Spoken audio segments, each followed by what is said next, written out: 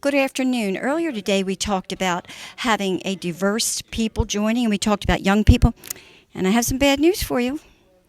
I would say you were the stars today, but we actually had Erin. Did you see the little girl with the disabilities who was in the club? I just think that's wonderful, don't you?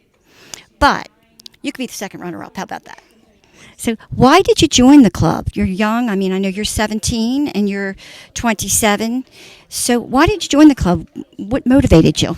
Well, I started because my school did not offer any sort of ways of having some sort of conservative values being conveyed within the public school system. And even outside, I felt like I wasn't given a platform to have a voice. So I signed up to join the Harford County Republican Women. I signed up at 17 asking, will you take me? And they said absolutely. And yeah, I became the youngest member of the Harford County Republican Women. And I think, I'm not totally sure on it, but I'm pretty sure I'm the youngest person to ever join the Maryland Federation of Republican Women at 16. Oh, you'll be a leader. You're going to be a leader, that's for sure. Do you find that there are more Republican teens than what they're saying? That's what I find when I talk to people, that we're not hearing about this. A much more greater population than people think. Yeah, I think there's definitely a lot more Republicans of like the next generation. As particularly, I mean, I was a member of the Maryland Young Republicans and was part of it for 5 years and chaired it for 2. And yeah, and we were part of the National Young Republicans, a Young Republican National Federation, and there are Young Republicans across the country, and it's the largest it's ever been, with chartered organizations almost across all 50 states. So there are young people definitely around the country. That's great. What irks you the most? What motivates you? What bothers you the most as a young person with the politics that are happening today?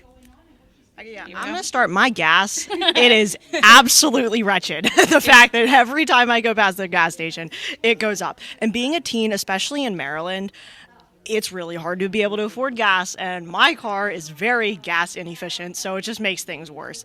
And just if young people had more of an understanding of how the economy works and how inflation is really bad for us, then we might be able to grasp these people to vote Republican in order to stop things like inflation. Right. How about you, Maria? Yeah, so I mean, definitely the gas for sure. But the cost of living has gone up so much with inflation through the Biden administration that young people in their 20s and people coming out of college are having a much harder time becoming individuals that are independent and on their own without having to rely on their parents. And that's something that's going to have to be, unfortunately, that we get over. I have to ask you a quick question. It's only supposed to be a 3-minute interview. But what do you think about the Brandon comment? Why the young kids, why are they taking to that? Does that mean that they don't like Biden? I'm going to say yes. Well, my brother's name is Brandon, so in the mornings when he's taking too long to get down the stairs, and I'm trying to get out to school, and I'm like, "Let's go, Brandon!" And I have to change what I say now. But yeah. I mean, do you think that's an indication that maybe they do not like the Democratic Party and Biden? Do you think they really because that's a great sign, correct? Yes.